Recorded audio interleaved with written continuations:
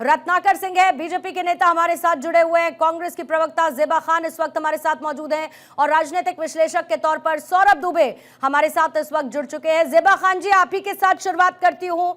Number game तो NDA के पास है, लेकिन वैचारिक लड़ाई, विपक्षी एकता का संदेश, लेकिन उस एकता के संदेश के बीच में कुछ ऐसी पार्टीज जिनका दूरी बनाना और जिसने एनडीए को नंबर गेम के ही पर्सपेक्टिव से मजबूती दे दी। सब कुछ तो क्लियर है।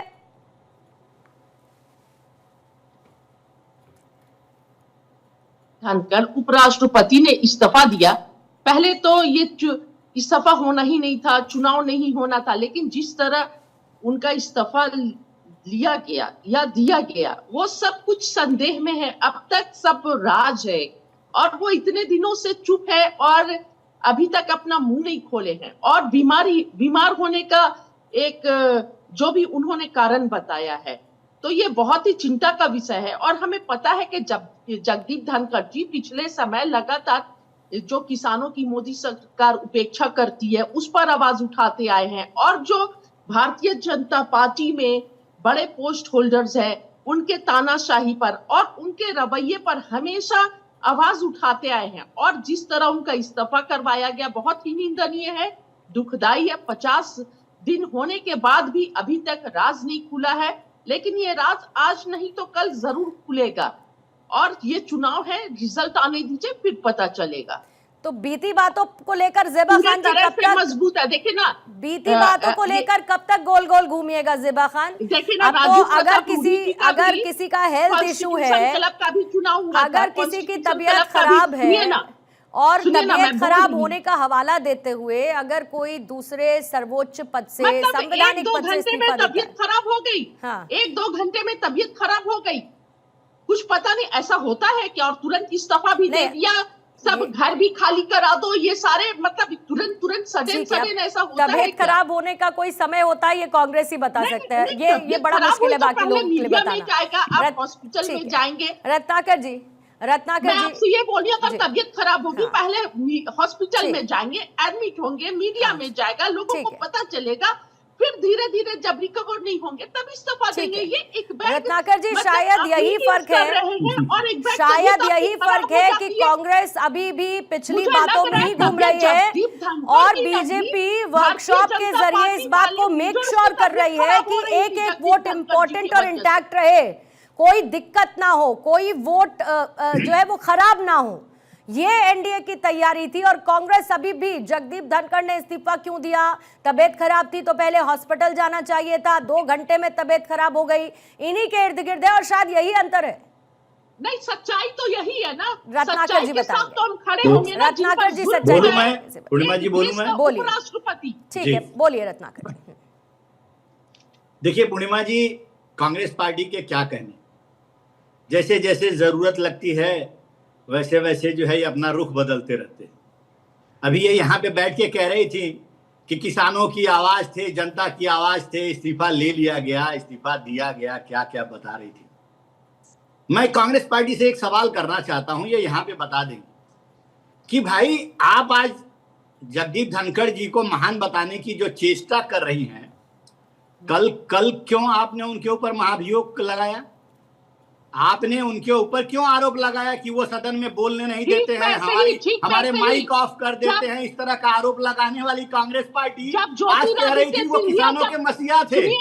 तो ये तो कांग्रेस पार्टी का चाल चेहरा और चरित्र है। ज्योतिरादित्य सिंधिया कांग्रेस में थे, मेरी बात जाने दीजिए, इनको ज़ेबा जी बोलने दीजिए। भाजपा में गए तो वॉशिंग मशीन में धुल गए। नहीं, ये क्या है, ये ज़ेबा जी दिल्ली की नेत्री हैं और माइक लेती हैं तो माइक देती नहीं है किसी को और लगातार बोलती रहती है मंच पे भी, तो वही आदत यहाँ पे भी है।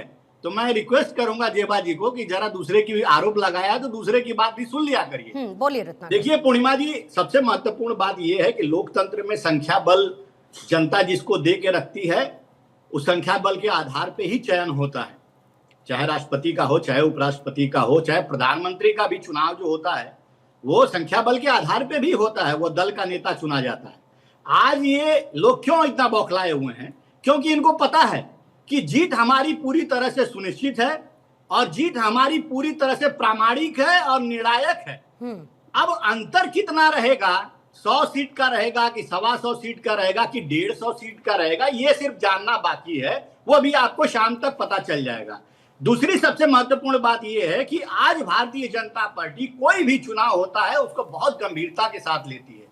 हमने पूरी एक रणनीति के तहत इस चुनाव को लड़ने का काम किया है और क्षेत्रवार समूह बनाया है, सांसदों का क्षेत्रवार समूह बनाया है और उस क्षेत्रवार समूह में एक प्रभारी मंत्री जो है बनाया गया है। उस प्रभारी मंत्री की जिम्मेदारी है कि एक भी वोट जो है खारिज ना हो, जैसा कि मोदी जी का आह्वान है कि एक भी वोट खारिज ना हो, क्योंकि हर एक वोट का महत्व होता है। और हमारे यहाँ तो एक भी वोट खारिज नहीं होगा और लगभग 425 के करीब वोट पड़ेगा, लेकिन इनके यहाँ क्रॉस वोटिंग की बहुत सारी प्रतिक्रिया मुझे सौरभ जी से लेते हुए फिर मैं उसके बाद जरा ब्रेक के लिए जाऊंगी। और क्योंकि आपने तैयारियों का भी जिक्र किया, विपक्ष को अभी भी क्रॉस वोटिंग की आस है। सौरभ जी, अभी अभी अखिलेश जी का स्टेटमेंट आया कि हमारी संख्या ज्यादा होगी, क्रॉस वोटिंग की आस, एक नैरेटिव, एक संदेश ये देने की कोशिश कि विपक्षी एकता मजबूत है और दूसरी तरफ ये विचारधारा की लड़ाई है। ऐसा लगता है कि उपराष्ट्रपति का जो चुनाव है, और खासतौर में नंबर गेम के लिहाज से बात करूं तो ये तो सिर्फ एक रिवाज नजर आता है, पर यही शायद लोकतंत्र की खूबसूरती भी है। बिल्कुल पूर्णिमा जी, आप बिल्कुल सही कह रही हैं। ये देखिए, भारत के लोकतंत्र की खूबसूरती जो है आज इस चुनाव में दिखाई दे रही है। एक पार्टी के पास जो है वो पूर्ण बहुमत है, उम्मीदवार पता है कि कौन चुना जाना है, लेकिन बावजूद उसके जो लोकतांत्रिक प्रक्रियाएं हैं उनके साथ चल करके चुनाव संपन्न होगा और उसके बाद जिस प्रकार से जो उम्मीदवार हैं उनकी घोषणा की जाएगी। ठीक है, चूंकि ऐसे समय में क्रॉस वोटिंग का अनुभव विपक्षी पार्टियों को ज्यादा रहा है, क्योंकि अखिलेश यादव जी की बात कर लें तो राज्यसभा में जो अभी क्रॉस वोटिंग हुई थी, उनके अपने समाजवादी पार्टी के लोग क्रॉस वोटिंग करके भारतीय जनता पार्टी के पक्ष में उन्होंने क्रॉस वोटिंग कर दी थी। तो मुझे लगता है कि ये बार बार इस तरह का अनुमान लगाना विपक्षी पार्टियों के लिए ये सिर्फ और सिर्फ एक, उनको लगता है कि इससे उनको कोई संजीवनी मिल जाएगी, लेकिन ये स्पष्ट तौर पर दिखाई देता है कि जो अभी वास्तव में एनडीए के उम्मीदवार हैं वो बड़े मार्जिन के साथ, बड़े मत के साथ जो है वो उपराष्ट्रपति बनने जा रहे हैं। और दूसरी बात जो देखिए, कांग्रेस के लोग लगातार वो कहते हैं उपराष्ट्रपति जो उनके स्वास्थ्य के कारण, मैं कह रहा हूं कि अगर कल को राहुल गांधी जी कोई बात कहते हैं तो हम राहुल गांधी जी की बात मानेंगे या भारतीय जनता पार्टी कोई आरोप लगाने लगे उस बात को मानेंगे? मैं इसलिए कह रहा हूं क्योंकि यार आप इतिहास में जाएंगे तो वहां पर तो लाल बहादुर शास्त्री की मृत्यु से लेकर के राजेश पायलट, माधवराव सिंधिया, सबकी मृत्यु जो है वो कहीं ना कहीं एक गहरा राज है, लेकिन ये सब बातों का कोई अभी मतलब नहीं है। अभी स्पष्ट तौर पे मुझे लगता है जो देश के प्रधानमंत्री नरेंद्र मोदी है, उनकी पहल देखिए कि वो सबसे पहले खुद वोटिंग करने के लिए आते हैं। ये एक आदर्श प्रस्तुत करने की बात होती है कि जब भी कोई ऐसा चुनाव हो लोकतांत्रिक व्यवस्था में, तो प्रधानमंत्री का पद जो है वो दूसरे स्थान पर रहता है, पहला उनका कर्तव्य होता है अपना वोट करना। और इससे ही लोग कहीं ना कहीं जो है इसको आदर्श मान करके लोग आते हैं, समय समय पर अपनी पूरी कंप्लीट वोटिंग होती है और जो चुनावी प्रक्रियाएं हैं वो लोकतांत्रिक व्यवस्था में पूरी तरह से संपन्न होने के बाद मुझे लगता है कि जो भारतीय जनता पार्टी या जो एनडीए की तरफ से जो उम्मीदवार हैं वो काफी बड़े मत के साथ जो है। ठीक है, जितने भी नेतागण हैं उन सबको धन्यवाद। सर, कितने आश्वस्त हैं आप जीत को लेकर? पूरा पूरा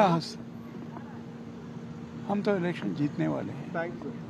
और सर, अंतरात्मा की बात आपने की है, क्या लगता है क्रॉस वोटिंग होगा? क्रॉस वोटिंग का शब्द आज तक मैं कभी इस्तेमाल करें, मैं सिर्फ अंतरात्मा की आवाज को जगाने के लिए कोशिश कर रहा था।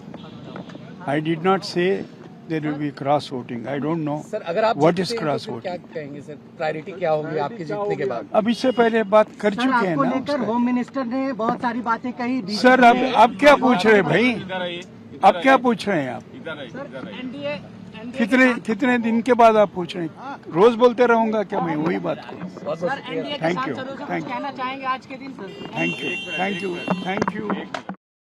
तो आपने सुना, बी सुदर्शन रेड्डी को इंडिया अलायंस के उम्मीदवार जीत को लेकर आश्वस्त नजर आ रहे हैं। क्रॉस वोटिंग का जिक्र मैं नहीं करूंगा, मैं अंतरात्मा की आवाज की बात करता हूं और अपनी जीत को लेकर सुनिश्चित नजर आए। नहीं होता तो justice Sudarshan is the nation candidate, देश के कैंडिडेट हैं, राष्ट्र के कैंडिडेट हैं और हमें पूरा उम्मीद है राष्ट्र जीतेगा। सर, आप काफी होपफुल हैं। वी आर वी आर जिस तरीके से समर्थन मिल रहा है हम लोग पूरी तरह से उम्मीद। देखिए जिस तरीके का समर्थन मिल रहा है जीत को लेकर आश्वस्त इंडिया अलायंस इस वक्त नजर आ रहा है। बहरहाल वोटिंग शुरू हो चुकी है। ठीक सुबह 10 बजे से प्रधानमंत्री मोदी के पहले वोट कास्ट करने के साथ ही रक्षा मंत्री राजनाथ सिंह की तरफ से भी मतदान कर दिया गया है और यह सिलसिला जारी है। हमारी भी नजर बनी हुई है। एक बहुत छोटा सा ब्रेक लेंगे। मेहमान भी हमारे साथ मौजूद है।